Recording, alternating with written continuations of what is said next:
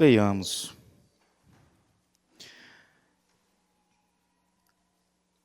E assim como Moisés levantou a serpente no deserto, assim também é necessário que o Filho do Homem seja levantado, para que todo o que nele crê tenha a vida eterna. Números 21.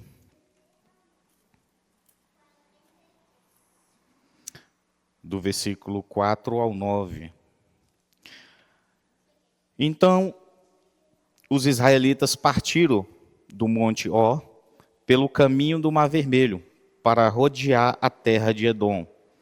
Mas o povo se tornou impaciente no caminho e falou contra Deus e contra Moisés, dizendo: Por que vocês nos tiraram do Egito para que morramos nesse deserto, onde não há água nem pão? Já estamos enojados, enjoados dessa comida ruim. Então o Senhor mandou para o meio do povo cobras venenosas que mordiam o povo, e morreram muitos do povo de Israel. Então o povo foi a Moisés e disse: Nós pecamos, porque falamos contra o Senhor Deus e contra você. Ore ao Senhor pedindo que tire de nós as cobras. Então Moisés orou pelo povo. O Senhor disse a Moisés: Faça uma serpente e coloque-a sobre uma haste. Quem for mordido e olhar para ela, viverá. Moisés fez uma serpente de bronze e a pôs sobre uma haste. Quando alguém era mordido por alguma cobra, se olhava para a serpente de bronze e ficava curado. Amém. Oremos. Pai, te pedimos essa noite a tua bênção por meio da tua santa palavra. Te pedimos que a tua palavra nos oriente, Senhor, porque a tua palavra é martelo, a tua palavra é fogo, Senhor. A tua palavra é espada. E a tua palavra também é bênção, Senhor. É bálsamo e é graça. Te pedimos que a tua palavra possa nos dirigir, nos alertar, nos consolar. E que as tuas ovelhas sejam saciadas por meio dessa palavra, Senhor. Nos ajude nessa noite e que o Espírito coloque essa palavra nos nossos corações e que somente a tua palavra fale, Senhor. Em nome de Jesus, amém. Irmãos, nós vamos falar aqui de um texto muito conhecido, João 3, mas não é o 16. É outro texto, um pouco menos conhecido, um tanto obscuro para alguns, não para todos, mas é um texto um tanto pouco falado, né? Assim, vamos dizer assim, do ponto de vista comparado a João 3,16, né? Porque Deus amou o mundo de tal maneira que deu o seu Filho unigênito. É um texto muito, muito conhecido e muito ensinado, porque quando se fala que Deus é amor, é muito fácil dizer, é muito tranquilo dizer, até para quem ele não ama, né? É muito comum. Eu até me lembro, não que o discurso já esteja preparando um discurso duro, mas não é isso. Mas eu me lembro do Paul Washer, né?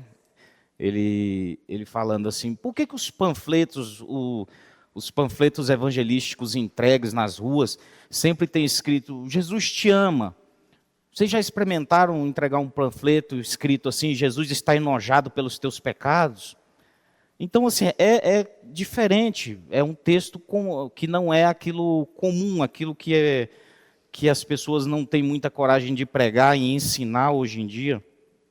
Hoje, as igrejas elas têm sido administradas no espírito da idolatria, no espírito da avareza, no espírito da mentira, e sendo governada na maioria, não estou generalizando, mas na maioria das vezes por ímpios.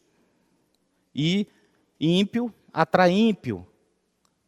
A igreja completamente, as igrejas, eu falo de uma maneira geral, viu, irmãos? Eu não falo de denominações, mas as igrejas governadas e compostas por ímpios. Então, a mensagem do evangelho geralmente ela vai ser distorcida para ser agradável ao público, para ser agradável aos ouvidos. E é muito bom quando Deus tem palavras de conforto, palavra de exortação, palavra de ânimo. Só que a palavra de Deus ela tem que ser pregada em sua íntegra.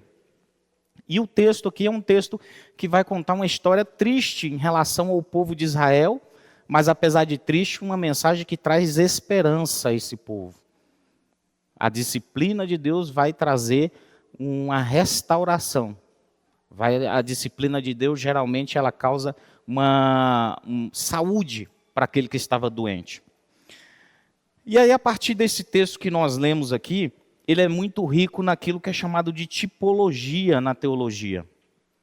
Nós estudamos aqui, principalmente em Gênesis, é muito interessante, muito bom quando estudamos aqui, que nós vamos ver vários tipos de Jesus. Né? Algo que de alguma forma é uma sombra de Cristo, que de alguma forma quer trazer, preparando o povo para o Messias.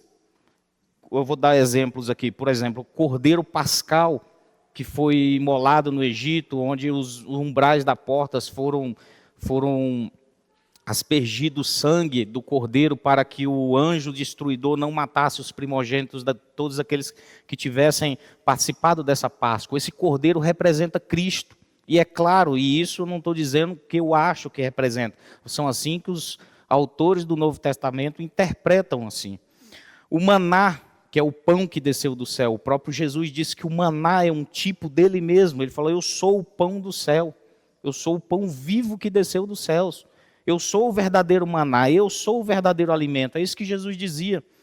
A rocha ferida por Moisés, que foi poucos capítulos anteriores a esse que nós lemos de Números 21, que foi a rocha ferida. Né? Jesus é a rocha onde jorra a água viva, a verdadeira rocha. Nós vamos ver o sumo sacerdote do cerimonial mosaico, é um símbolo, um tipo de Jesus Cristo. Cristo é aquele que vai intermediar, aquele que vai fazer a mediação entre Deus e o povo. E esse sumo sacerdote representa Cristo. Todo o Antigo Testamento, ele é completamente saturado de Jesus Cristo, do Messias. Nós temos uma dificuldade, geralmente as seitas, elas surgem da ignorância, e não do conhecimento. Geralmente é uma revelação secreta e não um conhecimento. E geralmente eles, por exemplo, eu vou citar testemunhas de Jeová, eles têm uma dificuldade muito grande em perceber a divindade de Cristo, porque Cristo não está dizendo assim, olha, eu e o Pai somos um, aí ele entende outra coisa. Ele não consegue perceber a Trindade porque é muito, vamos dizer, a limitação da ignorância. Não há nenhum criador de seita que não seja ignorante. Nenhum. Então todo o Antigo Testamento é permeado de Cristo, o tempo inteiro. Os irmãos lembram aqui quando eu estava falando de Gênesis na EBD e falando sobre Isaac, e o tempo inteiro mostrando para os irmãos, olha aqui, Cristo. Isaac é um tipo de Cristo, o tempo inteiro. Quando Deus fala a Abraão, Abraão, eu quero o teu filho como sacrifício, e é o teu filho único, o filho a quem tu ama. É Cristo o tempo inteiro. E Isaac foi para esse sacrifício e em momento nenhum questionou ou reclamou. Isso se assemelha a quem? Então o tempo inteiro o Antigo Testamento está permeado de Cristo. E essa serpente, por incrível que pareça, ela fala e ela representa Cristo. E não fui eu quem disse, foi ele mesmo. É ele quem diz isso. Então, desde o princípio do Antigo Testamento, Deus vai escolher revelar esse Messias não só por palavras proféticas, mas por pessoas, instituições, eventos, objetos, e isso vai funcionar como sombra daquilo que se tornará realidade em Cristo. Então o Antigo Testamento vai estar repleto disso também na serpente de bronze, que é o símbolo do juízo que se torna meio de vida. E o próprio Cristo validou isso em João 3, e ele vai interpretar esse episódio como uma prefiguração da sua morte. Ele deixa isso claro. Portanto, irmãos, repetindo, não sou eu que interpreto assim. Não somos nós, não é a nossa denominação. É Cristo quem nos ensina a ler dessa forma. E assim eu até gosto de lembrar daquele episódio do The Chosen, né? Eu gosto sempre de falar quando ele não está assim exatamente daquela maneira, mas há vários textos bíblicos que Jesus fala praticamente aquilo. Quando o cidadão diz assim, a lei de Moisés nos manda te apedrejar se você continuar falando essas coisas. E Jesus responde, eu sou a lei de Moisés. O Espírito de Cristo permeia toda a Escritura. Por isso que quando a palavra de Cristo é exposta e pregada, é Ele mesmo quem fala. Essa é a palavra dele, não é a minha. Então, irmãos, dentro desse contexto de Números 21, ali nós vamos ver um povo cansado, salvo da escravidão, mas um povo cansado. Um povo que já estava exausto da sua caminhada no deserto. Então ali, em Números 21, eles já estão no final da peregrinação deles no deserto. E pouco antes de entrar na terra. Então, apesar das décadas do cuidado, da provisão de Deus, Israel novamente vai murmurar contra Deus e contra Moisés. Mais uma vez, eles vão murmurar. Isso vai demonstrar a ingratidão que eles possuíam, a incredulidade e o desprezo pelos meios ordinários da graça de Deus. O maná como exemplo. Eles desprezavam a provisão de Deus. O maná que eles recebiam da parte de Deus todo dia como alimento, eles disseram, estamos enjoados, enojados, já temos fastio deste pão vil. Era isso que eles diziam a respeito do pão que caía do céu. Temos nojo, esse pão é vil. E assim o povo era, depois de décadas de milagres, de cuidado, e assim o povo se tornou. Então, Deus vai trazer disciplina sobre esse povo por meio das serpentes. E por meio desse deserto, Deus vai revelar o coração desse povo. E por meio desse deserto, Deus vai revelar o que havia dentro do coração desse povo. Dentro do coração desse povo havia incredulidade. O veneno da serpente que havia dentro do coração do povo era a incredulidade. O pecado que destruía esse povo. O problema não era o deserto. Não foi o deserto que causou isso. O problema era o coração deles. E essa murmuração deles envolvia a rejeição a rejeição do caminho que Deus tinha para eles. Eles rejeitaram. O Senhor não sabe o que está fazendo. Nós não queremos este caminho, queremos outro caminho. Eles tinham um desprezo pela provisão de Deus, da nuvem que protegia eles do sol durante o dia, da coluna de fogo que protegia eles do frio durante a noite. Eles tinham nojo já da comida que Deus dava para eles. E eles tinham desconfiança do plano que Deus tinha para eles. E aí começaram a ter aquela nostalgia do Egito. Nossa, lá era bom. Lá era muito bom. É igual nós vemos, eu me lembro nas igrejas pentecostais, né? Eu quase não frequentei, o pastor frequentou muito. Eu frequentei pouco, mas eu me lembro, eles tinham muitas pregações a respeito disso, sobre o deserto, né? Tinha aquele vocabulário pentecostal, né? Eles falavam muito sobre a questão do deserto. Irmão, você está passando pelo deserto, né? Sempre falava assim, quando tínhamos dificuldades ou momentos difíceis da vida. Não está errado, né? Mas eles tinham, muitas vezes, quando o crente começa a passar por desertos, ele é aquela semente que foi plantada em solo árido. Ele começa a querer voltar atrás. Ele fala, quando eu vivia no mundo, minha vida era muito melhor. Eu tinha muitas coisas melhores, eu vivia muito melhor, eu tinha mais bênçãos e mais riquezas depois que eu virei crente, eu vou voltar para lá. Eu era mais feliz no Egito. E esse povo começou a fazer isso. Eu já estou fazendo aqui a contextualização, porque eu estava acostumado a ouvir isso muito. Mas ainda não chegou a nossa hora. Israel não está rejeitando apenas as circunstâncias que eles estavam vivendo. Eles estavam rejeitando a sabedoria e o cuidado divino. Era isso que eles rejeitaram.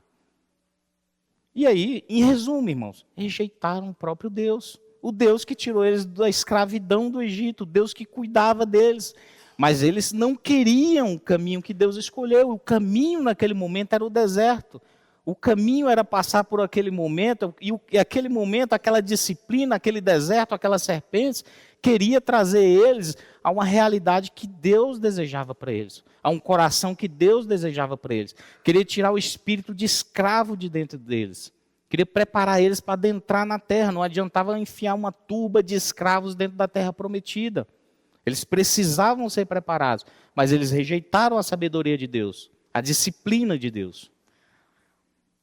Então, Deus disse assim em Números 21, versículos 6 e 7, o Senhor enviou as serpentes abrasadoras. É o instrumento de juízo de Deus, são essas serpentes. E aí aqui a gente começa a ficar assim meio confuso. O que tem a ver uma serpente com Jesus Cristo? Vamos caminhando que nós vamos entender.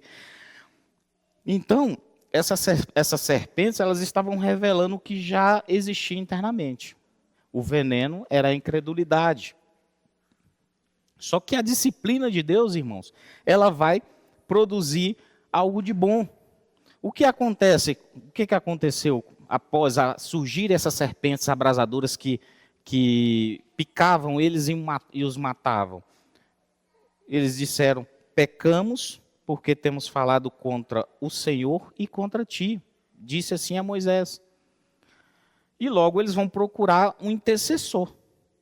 Logo eles procuram alguém para interceder em favor. Moisés é um tipo de Jesus Cristo.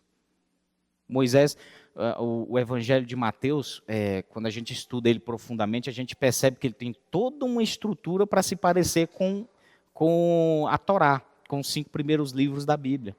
Sempre tem aquela estrutura para fazer uma comparação entre Jesus e Moisés, que Jesus é o novo e superior legislador. O Sermão da Montanha é isso, é o novo Sinai. E olha a simplicidade, né? A simplicidade. O jovem carpinteiro sobe no monte e falam para pessoas desvalidas, né? Pessoas pequenas, pessoas simples. E ali há uma nova legislação, muito mais espiritual, muito mais superior, por um legislador divino. E ali em Mateus nós vamos perceber toda essa estrutura de Gênesis a Deuteronômio. Então, a disciplina não destrói o povo, mas traz ele de volta à dependência. Muitas vezes nós passamos por disciplinas. O crente, a ovelha, o cordeiro de Deus, ele passa por muitas disciplinas e muitas dificuldades nesse mundo, não sempre, não via de regra, mas é para que o crente não comece a amar demais esse mundo. É para o crente entender que esse mundo não é dele, é para o crente entender que ele é peregrino. Porque eu fico imaginando, eu fico vendo na televisão, aquele pessoal muito rico, né? Que tudo que eles querem está ao alcance das mãos deles. Tudo, do bom e do melhor. Os melhores carros, os melhores lugares, os melhores hospitais, os melhores carros. Morrer é muito ruim para eles. É muito ruim, a vida deles é muito boa. Mas isso é cegueira, é destruição, é aquilo que o Salmo 73 fala sobre a prosperidade dos ímpios. Ele fala assim, essa prosperidade é simplesmente um meio que Deus usa para fazer com que eles tropecem e morram e vão para o inferno. É juízo. Eles estão cegos. A prosperidade é tanta que é a forma que Deus vai usar para castigá-los. Então, muitas vezes, a disciplina na vida dos crentes é para que eles não amem este mundo, para que eles detestem esse mundo, para que eles tenham a esperança do porvir, a esperança em Cristo. Não todos, tem, né, irmãos que conseguem lidar bem com isso, né? É aquela questão do amor ao dinheiro, né? Falar em amor ao dinheiro, né? Mega Sena aí, vocês viram, né? Pessoal, tanta gente com esperança, né? É injustiça, né? É só injustiça nesse país, né? As auditoras lá. Sabendo onde estava. Esse país é complicado, mas muita gente criou esperança, né? Eu vi pessoas que venderam carro, cara. Venderam carro para jogar naquilo ali, 100 mil reais. Eu vi um cidadão, e não acertou um número. 6 reais já dá para vontade de chorar, que é um pedaço de bolo, uma coxinha, né? Que ele podia ter comido. Perdeu. Então, irmãos, nós vamos ter aqui essa confecção. Gostou da coxinha, né, Marco? É complicado. Então, assim, essa disciplina, ela vai trazer uma saúde. Ela traz saúde. E o crente que não se submete a essa disciplina, ao cuidado de Deus, que muitas vezes é visto como uma murmuração, uma reclamação, e começa a murmurar, começa a reclamar.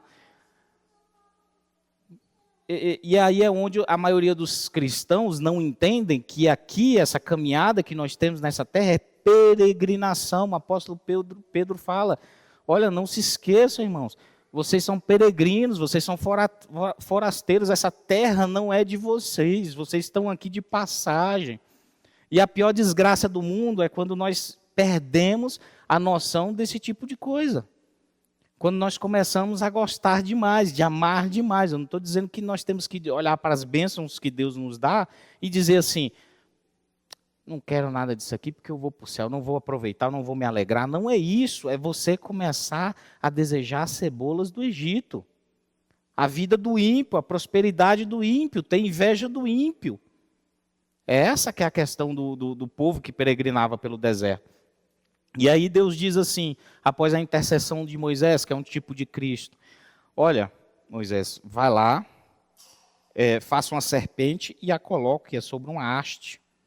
Então, a partir desse momento aqui, há um paradoxo teológico. É aquela questão que eu estava dizendo. Deus vai ordenar a confecção de um símbolo do juízo, que vai ser transformado em meio de salvação. E isso aponta para uma coisa, aponta para a lógica da cruz. Nós estamos bem acostumados com essa história de cruz. Nós vivemos num mundo ocidental, apesar de estar deixando de ser. A gente vive num mundo pagão. O mundo é pagão. É pós-cristão. Já foi cristão, não é mais. Nós vivemos no meio do paganismo. Não é nem dos ímpios mais, é o ocultismo agora. São as crenças do ocultismo que dominam agora. Tem até um cidadão que eu vejo na internet, ele viaja muito, mas tem muita história boa que ele conta sobre essa questão do ocultismo nas músicas, nas artes, né? Naquela coisa, eu não estou voltando para aquele cara da Disney, não, que tinha antigamente um gringo, lembra? Era o Mickey, o Pato Donald, tudo era... Ele ganhou muita fama com essa história. Não é ficar vendo o capeta na Hellmann's, na Coca-Cola, não, viu, irmãos? Mas muito dos ímpios, desses poderosos, eles creem nessas coisas do ocultismo, do satanismo, do paganismo. E nós estamos voltando a isso. Então, nós estamos acostumados com a questão da cruz. Mas a cruz, como diz 1 Coríntios 1,18, é um escândalo. É um escândalo para o judeu. É um escândalo para aqueles que não creem. Percebam, irmãos. Isso é o escândalo da graça. A partir do momento em que Deus diz, produz uma serpente, aquele símbolo de juízo e de maldição, de pecado que destrói vocês, é um símbolo de Cristo, porque é um momento que, se pudéssemos de alguma forma conseguir contemplar Cristo naquela cruz, seria um escândalo para qualquer um de nós, porque nós só ouvimos de ouvido, não de ver. Se os irmãos pudessem contemplar aquele jovem galileu, aquele jovem professor, aquele jovem mestre da Galileia, naquela cruz, depois de passar por todo tipo de humilhação, espancamento, ser pregado, grudado naquela cruz, nu ou seminu, e exposto, levantado publicamente, sangrando, e ao olhar para aquilo, se torna símbolo de salvação. Isso é um escândalo, porque aquilo é maldito. E aquilo é maldição. Que salvação tem num homem morto, morrendo e sangrando, com hemorragias, e gemendo, sofrendo, agonizando numa cruz? Isso é um escândalo, isso não pode ser meio de salvação. Isso é loucura, isso não é salvação para ninguém. E aí a serpente é da mesma forma. É um escândalo. A serpente é maldição. E aquele homem se tornou maldito. A maldição que havia sobre nós agora está sobre ele. Tudo aquilo que ele está passando, aquela agonia da crucificação, aquilo é maldição. E essa é a sabedoria de Deus, Cristo crucificado. É assim que Deus aprova salvar os homens. Esse é o poder de Deus. Não é o que o apóstolo Paulo diz, 2 Coríntios, no versículo 1, ele diz assim, irmãos, quando eu estive com vocês, anunciando-lhes o mistério de Deus. Qual é o mistério de Deus? O Evangelho, essa cruz. Eu não fiz com ostentação de linguagem ou de sabedoria. Eu não fui apresentar a vocês uma teologia profunda, nem uma filosofia grega, nem uma espécie de segredo oculto que Deus acabou de me revelar. Ele diz assim, olha, porque decidi nada saber entre vocês, a não ser Jesus Cristo e a este crucificado. E foi em fraqueza, temor e grande tremor que eu estive entre vocês. A minha palavra e a minha pregação não consistiram em linguagem persuasiva de sabedoria, mas em demonstração do Espírito e de poder, para que a fé de vocês não se apoiasse em sabedoria humana, mas no poder de Deus. Qual é o poder de Deus? Cristo crucificado. Este é o poder de Deus para salvar os homens. Esse é o poder de Deus para escandalizar os ímpios e fazer com que eles ranjam os dentes de raiva e rejeitem o Evangelho. Porque o Evangelho, quando ele é exposto, ele produz esse tipo de reação. Ou ele produz quebrantamento e amor a Cristo, ou ele produz uma tremenda uma rejeição e escândalo. O Evangelho, sempre que ele é pregado, ele vai agir, ele serve para algo. Até na rejeição, Cristo será glorificado por meio da sua palavra. Então, irmãos, a partir do momento que eles fazem esse reconhecimento de pecado, em Números 21, do 8 ao 9, quando eles dizem assim, nós pecamos porque falamos contra o Senhor Deus e contra você. Se não fosse a serpente, esses israelitas, eles iriam confessar esse pecado? Eles iriam ser restaurados? Eles precisavam confessar. Então eles fizeram essa confissão verbal, buscaram a intercessão de Moisés, só que tem um problema. Quando eles rogaram a Moisés para que Moisés intercedesse, eles disseram assim, que Deus tirasse deles as cobras. E o que Deus fez?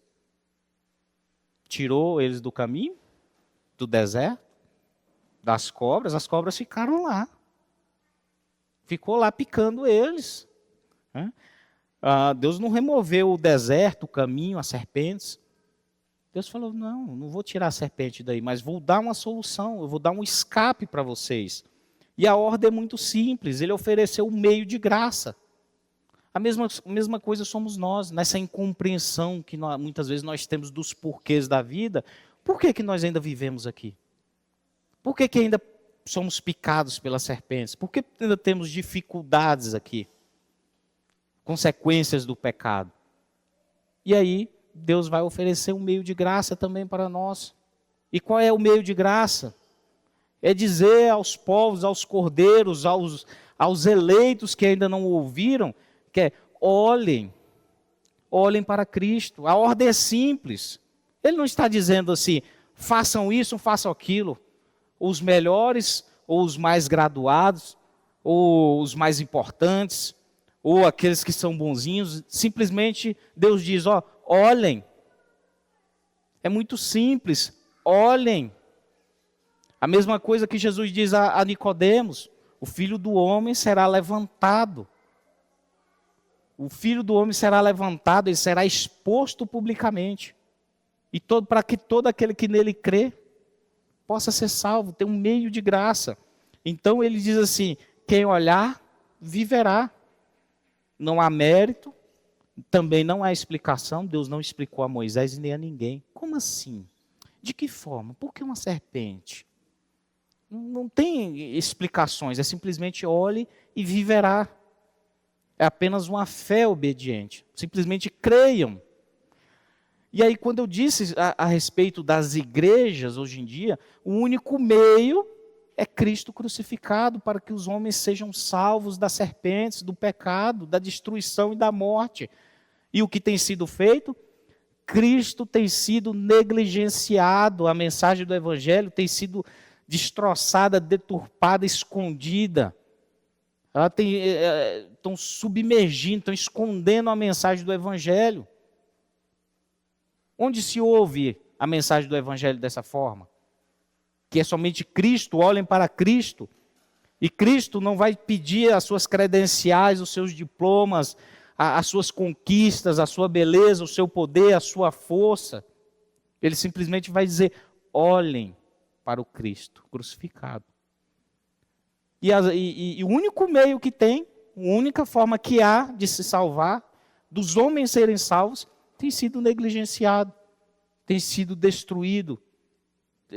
Quando eu fico vendo e ouvindo esses líderes religiosos, eu falo de toda a cristandade, de toda coisa que você quiser ouvir.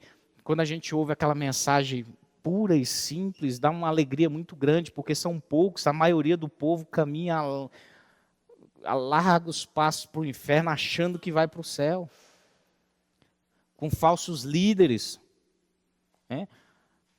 E todo tipo de líder maluco, eu não vou nem falar muito para não pecar, mas vamos continuar no texto. É muita coisa ruim e isso gera revolta. É muito simples. É muito simples.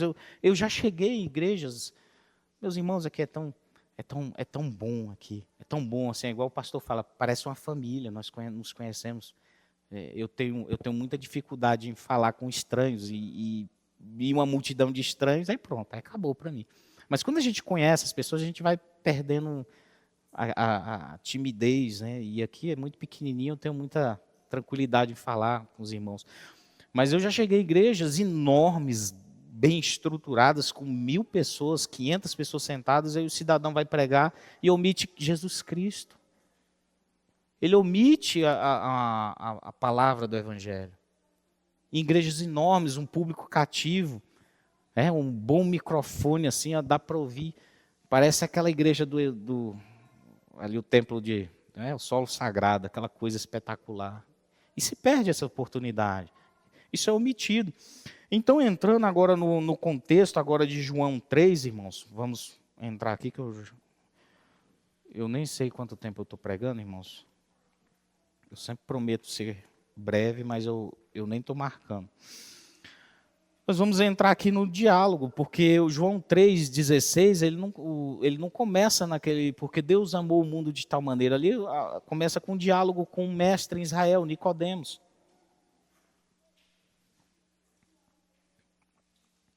Nicodemos era um fariseu, ele era um príncipe entre os judeus, ele era mestre em Israel. Ele era um homem religioso, ortodoxo, moralmente respeitável, e ainda assim ele era espiritualmente incapaz. Ele era mestre em Israel, ele era líder, respeitado. Mas quando ele encontra aquele jovem rabino, o rabino diz assim: você tem que nascer de novo, Nicodemos. Você está morto, por isso você precisa nascer de novo, Nicodemos. As suas credenciais, a sua seita religiosa, o respeito que você possui na sociedade, o conhecimento que você tem não valem nada. Não serve para nada. E aí ele vai dizer assim, ele vai desmontar essa confiança todinha de Nicodemos, e ele vai afirmar: você precisa nascer de novo, você está morto. Eu sempre que eu ouvia isso aqui, quando eu era novo convertido, eu ficava naquela: como assim nascer de novo? Eu ficava igual Nicodemos. Como assim nascer de novo? O que Jesus quis dizer exatamente com essas palavras? Ele quis dizer que Nicodemos era um homem morto, um homem que estava sob sentença de morte, ele já estava condenado. A humanidade já nasce sobre sentença de morte, todos estão mortos e condenados, caminhando para a destruição. Não é uma questão de julgamento, é uma questão de tempo. Para alguns 1 dia, para outros 100 anos, mas todos estão sentenciados, todos estão mortos. A não ser que olhem para Cristo, estão mortos. Então, Nicodemos, ele representava a melhor teologia de Israel.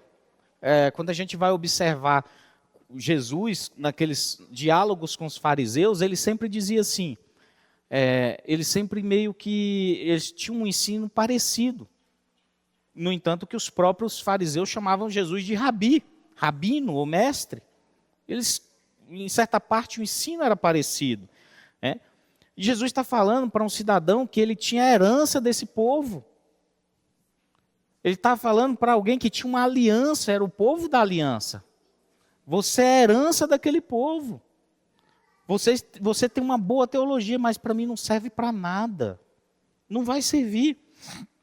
Jesus vai mostrar que essa herança não salva, o conhecimento não regenera e a religião não cura o veneno do pecado. É por isso que fazer parte de uma boa igreja, vamos falar estruturalmente falando, ela é famosa, uma igreja bonita, eu vou todos aos domingos, eu tenho o meu cartão de membro, eu participo da Santa Ceia, o pastor tem programa na internet, ele é muito conhecido. Se ele não prega o evangelho dessa forma, Cristo crucificado, não estou falando da minha forma não, viu, irmãos? É da forma que é exposta aqui, Jesus Cristo e este crucificado. Se ele vem dizer, ensinar, os pastores têm virado coach. Tem virado coaching, ensinado o rito da prosperidade, do sucesso. Não que Deus não goste dessas coisas. Mas não adianta eu falar dessas coisas e as pessoas irem para o inferno. É necessário que as pessoas se salvem. E eu vou falar, a pregação genuína do evangelho, dia após dia, eu vou falar, é pouco ímpio que fica. Uma hora ele vai cansar e vai embora. Vai falar assim, a igreja é fria, a igreja é chata, eu não gosto e vou embora. Aí ele vai para a igreja onde tem um grupo de dança. Vai. Onde tem fumaça. Ele quer dançar. E aí no momento que Jesus mostra, evoca o texto de Números 21 para Nicodemos, ele assume que Nicodemos conhece esse texto. É lógico. E ele diz assim para Nicodemos, lembra daquela serpente no deserto? Que Moisés levantou no deserto? Aquela serpente fala sobre mim, Nicodemos. Então, antes de ouvirmos a Cristo, nós precisamos entender também Moisés. Esses dias eu vi um circunciso filisteu aí, falando na internet que o Velho Testamento não é coisa de crente, de cristão, né? É coisa de quê? Rapaz, é loucura o que a gente vê hoje em dia.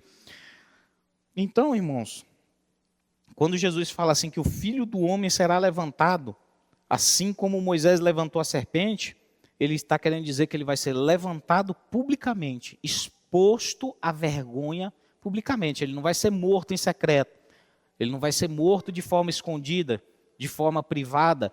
Ele vai ser exposto publicamente para que todos possam ver.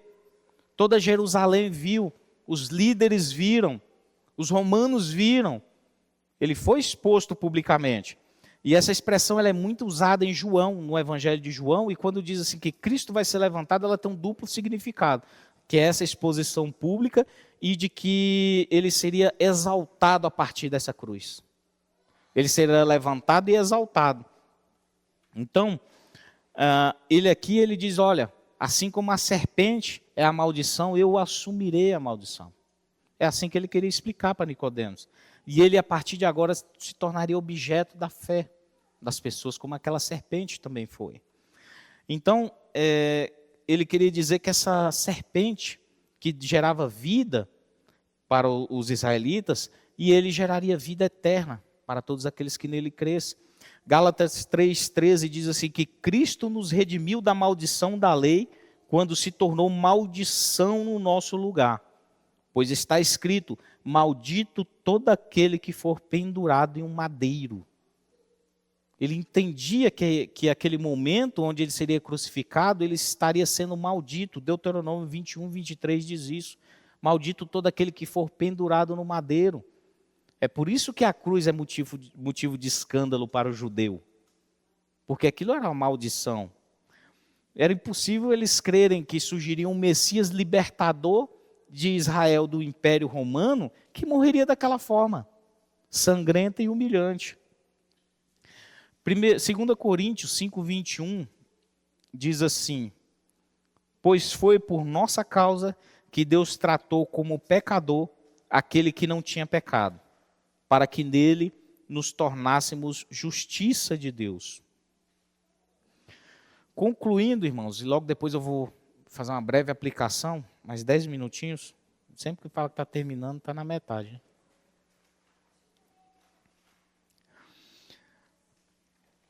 O cristão, ele não vai olhar para Cristo apenas para ser salvo. Ele olha para continuar vivendo. Nós não só olhamos uma vez. Acabou, estamos salvos. Se dia após dia nós não olharmos para Cristo, para a sua palavra, se não tivermos comunhão, o que vai acontecer? No meio do deserto nós vamos parar, pecar e murmurar. E se Deus for misericordioso com as suas ovelhas que pararem no meio do caminho, deixarem de olhar para aquele que foi levantado e começarem a serem picados pelas serpentes do pecado, uma raiz de amargura e de murmuração vai surgir nos nossos corações, irmãos. Eu não estou dizendo que quem faz isso aqui, ou que faz como os israelitas, todo mundo faz assim corretamente, porque no meio do caminho nós temos os nossos tropeços, nós temos as nossas falhas. Só que nós temos que olhar para Cristo. Olhar. E olhar para Cristo envolve fé, crença. E a fé, ela exige prática também, irmãos. Simplesmente, eu percebo muitos irmãos que após algum momento da vida têm alguma decepção com a igreja, aí vem aquele velho papo, a minha igreja é minha casa, eu adoro onde eu quiser. E aí, eu estou falando que eu já fiz. É caminho de esfriamento espiritual e destruição. Nós vamos deixar de caminhar, quando a gente menos perceber, nós estamos no caminho da destruição. É como diz o peregrino, né? A cidade da destruição. Né? O cristão andando, não sei se os irmãos já leram esse livro, tem até um filme também, que é o peregrino, né? Ele carrega um fardo enorme nas costas assim. É uma analogia da vida do cristão. Ele é o cristão e algumas pessoas estão andando por caminho da cidade chamada destruição. E esse é o caminho daqueles que deixam de olhar para Cristo. Isaías 45, 22, ela vai ecoar esse chamado. Ela diz assim, olhai para mim e sereis salvos. Spurgeon, irmãos, eu vou falar brevemente aqui de um relato de conversão de Spurgeon. Eu coloquei aqui todo um trecho, né? Eu peguei a biografia dele, mas eu coloquei um trecho, mas eu não vou ler, porque senão vai ficar muito, muito grande. E Spurgeon entendeu essa questão do olhar para Cristo. Spurgeon, não sei se os irmãos conhecem, ele é conhecido como o príncipe dos pregadores. Ele nasceu em 1834 na Inglaterra. E houve um grande avivamento em Londres por causa do ministério de Spurgeon. Ele é conhecido como o príncipe dos pregadores. Eu ouvi falar dele ainda quando eu era da Assembleia de Deus. Se os irmãos soubessem que ele pregava, não chamava ele de príncipe dos pregadores, mas de herege, porque ele era um belo de um calvinista. Então ele desde cedo sempre foi criado no meio religioso. Ele era filho e neto de pastores. E ele confessa que na adolescência dele ele sentia muita angústia, porque ele queria entender o evangelho e os mistérios de Deus. Ele lia muitos livros teológicos do pai, do avô, que tinha uma enorme biblioteca, ele lia todos. Intelectualmente ele estava convencido, mas ele se sentia um grande de um miserável, porque ele não tinha compreendido completamente aquilo espiritualmente, ele não tinha nascido de novo. Então, ele lia a Bíblia, ele lia os livros, e ele dizia, mais tarde disse, ele não era convertido. Por isso que é complicado, né? Nossos filhos precisam de conversão. Nossos filhos precisam de um momento de conversão. Porque não adianta ser criado na igreja ou por pais cristãos. Ele precisa do momento do encontro onde ele vai olhar para Cristo. Caso contrário, nada feito. Então ele dizia assim, eu pensava que poderia encontrar descanso lendo livros, mas quanto mais eu lia, mais miserável eu me tornava. Ele não conseguia se apropriar da fé. Então um dia ele sentiu vontade de ir para a igreja, ele tinha 15 anos. E ao caminho da igreja houve uma grande nevasca. E durante essa nevasca ele teve que se abrigar. E ele se abrigou numa igrejinha pequenininha, metodista. E entrou lá simplesmente porque não tinha opção. E o que aconteceu nessa igrejinha era que o pastor da igrejinha também não conseguiu chegar por causa da tempestade de neve. E aí provavelmente um leigo, um homem muito simples, começou a pregar nessa igreja. E o texto lido foi esse de Isaías 45, 22. Olhai para mim e sede salvos, vós todos os termos da terra. O sermão foi simples, curto e direto. Spurgeon já era muito culto teologicamente nessa época. Ele já tinha um bom conhecimento teológico. E quanto mais conhecimento, mais difícil vai ser por meio de argumentos convencer alguém da fé. E Deus escolheu aquele homem leigo, simples e direto, que lia esse texto. E aí, em certo momento, ele percebeu, esse homem que pregava, percebendo Spurgeon aflito, ele olhou para Spurgeon e falou: jovem, você parece muito miserável. E você sempre será miserável na vida e na morte. Se não obedecer a este texto, você vai ser sempre miserável. Mas se agora mesmo você olhar para Cristo, será salvo. E a partir desse momento, Spurgeon descreveu aquele instante como um clarão espiritual. Todo mundo que tem um momento de conversão tem esse momento onde nós começamos a ter os olhos e os ouvidos abertos, porque eram fechados. Ele entendeu que ele não dependia de esforço intelectual, moral, religioso, mas de olhar para Cristo com fé.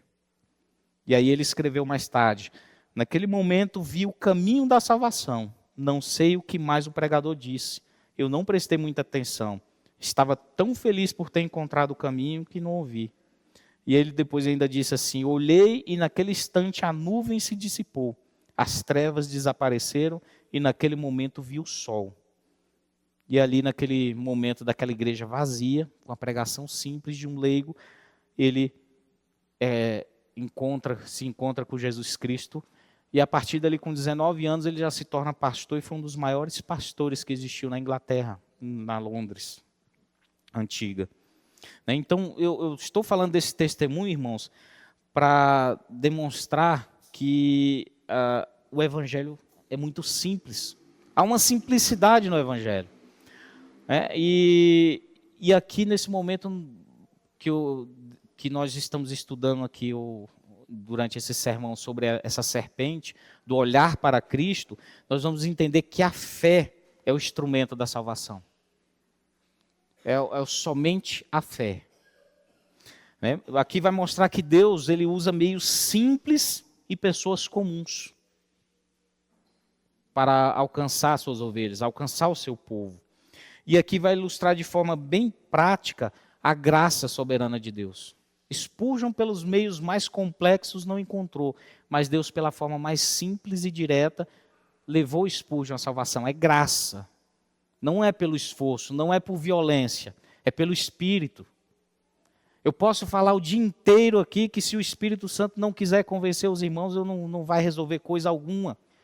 Não adianta eloquência. É aquilo que o apóstolo Paulo falou para a igreja de Corinto, que buscava pregadores cheios de eloquência, com oratória perfeita, com a sabedoria que era comum aos gregos. E ele disse que, olha, eu não vim fazer nenhum tipo de demonstração de sabedoria ou palavras eloquentes. Eu só vim pregar aquilo que é escândalo, que é a cruz de Cristo e este crucificado. Então não foi num grande púlpito, e nem por um grande pregador que foi Cristo revelado para Spurgeon, mas por meio da palavra. Então, irmãos, aplicando o texto para que a gente possa encerrar, eu não gosto dessas coisas modernas, eu tenho que voltar ao papelzinho escrito. Eu sempre andava com na Bíblia, né? Você falou, você sempre andava com papel assim, manuscrito dentro da Bíblia, né? Com sermões. Agora eu deixo no celular. Então, irmãos, aplicando tudo isso que eu falei, irmãos, a disciplina, ela ainda é necessária. O deserto ainda não acabou, irmãos. Até os últimos dias das nossas vidas, nós estamos caminhando no deserto. Estamos peregrinando. Ainda vamos passar por dias difíceis. Nós vamos passar por dias maus, como a Bíblia diz. Nós ainda caminhamos no deserto. Se alguém pensa que aqui é o nosso lar, que aqui é o lugar onde nós teremos descanso, vai se decepcionar e terá que ser disciplinado. As serpentes, elas ainda mordem. Elas ainda nos picam. A serpente do pecado ainda nos ataca. E toda vez que a serpente do pecado nos atacar e nos ferir, nós temos que nos voltar para Cristo. Nós temos que olhar para Cristo. Nós temos que entender que aquele que se fez maldito, aquele que se fez maldição, nos resgatou. É aquele que nos pastoreia, aquele que nos dirige, aquele que nos guarda. A cruz foi erguida, irmãos. O Filho já venceu. E essa cura, ela é sempre disponível. Ela nunca se acaba. Então, irmãos, nós não podemos murmurar. Eu sei que muitas vezes nós vamos. Mas tenhamos a consciência de que é pecado e toda vez que façamos, que peçamos perdão. É naquele momento aqui onde nós fazemos as nossas confissões de pecados para participar da ceia, para nós participarmos, que os irmãos têm que compreender que a ceia é algo muito importante. Né? Eu já estou saindo do discurso, mas eu senti vontade de dizer, a ceia não é uma memória apenas. A ceia não é apenas um momento de se relembrar. Porque se fosse apenas memória ou lembrança, aqueles que comem indignamente não seriam destruídos ou morrer.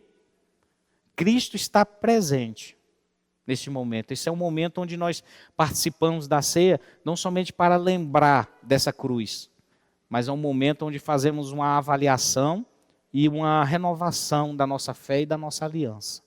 Nós nos lembramos dessa cruz. Então, irmãos, esse momento de participarmos da ceia, nós temos que nos lembrar dos nossos pecados, das nossas murmurações e pedir perdão. Porque a cruz sempre continua disponível aos filhos. Então, irmãos, nós não devemos confiar em nós mesmos, mas nessa cruz. Devemos olhar para Cristo, olhar de novo e olhar até o fim. Porque todo aquele que olha, viverá. Amém, irmãos? Oremos.